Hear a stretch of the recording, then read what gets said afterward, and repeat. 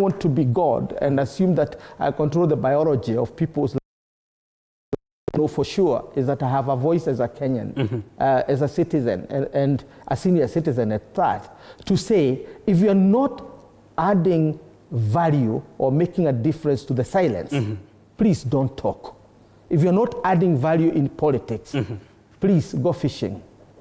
Prof, let's talk of the opposition.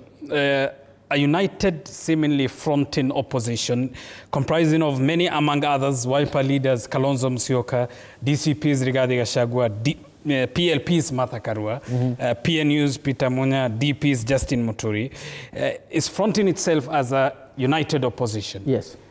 Each seemingly wanting to be a presidential candidate, though they signal that it's too early to suppose who will be the candidate. Is this a crowded opposition, Prof, at the very top? I think the person to worry about it is William Ruto, because at least for the first time, we have a clear opposition. If you look at the horizons in 2002, as Moi was planning to exit, the opposition was not clear. Yes, Kibaki, Wamalwa, and Charity Ngilu had come together. There was Nyachai to the far end, but it was very clear that KANU was a crowded group. This time round, I think the opposition has one resolve. And because the masses, the opposition is not, I mean, the people are not following the opposition. The opposition is following the masses. Because the masses were the first one to be disillusioned. And therefore, take for example, by last year, I would say candidly, Rigathi Gachagua was not one of the most famous person in Mount Kenya. Today, is he? Today he is. He's of, I mean, we can rate him at 75 to 80% in terms of popularity within Mount Kenya. And if you go to Kambani now, that cousin thing is catching fire. So why is that? Because you are not convincing the masses to be opposed to or to be not to be aligned to the current administration, but the masses were already out there. So you are going to people who are ready. And if you are preaching to the converted. That is the setting.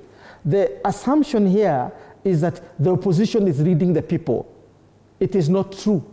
It is actually the people who are leading. That's why... And Prof, is this the case then that the people will decide who they want as a presidential candidate and not a guarantee to the individuals whose names have... That's what I'm saying. No. You see, the issue is that if they maintain their unity and give the people one leader, then there will not be disillusionment.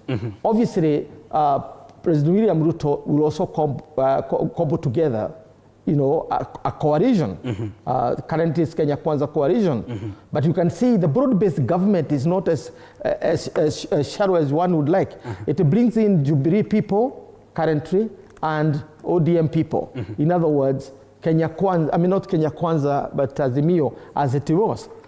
So in short, we are playing true to our politics because we are a country constitutionally crafted to be on two rails. The government in power and the government in waiting. What I see in this group is a government in waiting, not necessarily an opposition. And I want to be in that government in waiting.